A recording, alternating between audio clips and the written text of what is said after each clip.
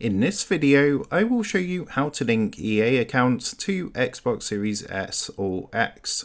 So let's jump straight into it. So in order to do this, you actually need to do this on a PC, laptop, or you can even use a mobile device. First, what you need to do is open up a new internet browser and you want to come across to ea.com. From here, come up to the top right hand corner and you're going to see these three icons. What you're going to want to do is actually click onto the question mark icon. What that's going to do is open up a window like this, and if you come down to the bottom, it says here, can't find what you're looking for, go to EA Help, Answers HQ, or EA Forums. What you need to do is click onto EA Help. Now what that's going to do is take you to a screen like this, and from here you want to come up to the top right hand corner and you're going to see you've got login or sign up. If you actually go ahead and click onto login, that's going to take you across to the sign in screen. Now from here you can see at the top we got some different icons. So for example, we have Google, Facebook, Apple, Steam, and of course here is the Xbox icon here. Now to go ahead and link your account, all you need to do is simply click the Xbox icon. What it's going to do is go ahead and sign you in. It might ask you to confirm your email, but what's going to happen is going to sign you in and redirect you back to this screen. That's going to go ahead and link your EA account to Xbox. So with that being said, I hope this quick tutorial did help you out today, and if this did help you out, I would really appreciate it if you was to consider dropping down below the video, leaving a like, and also subscribing to the channel.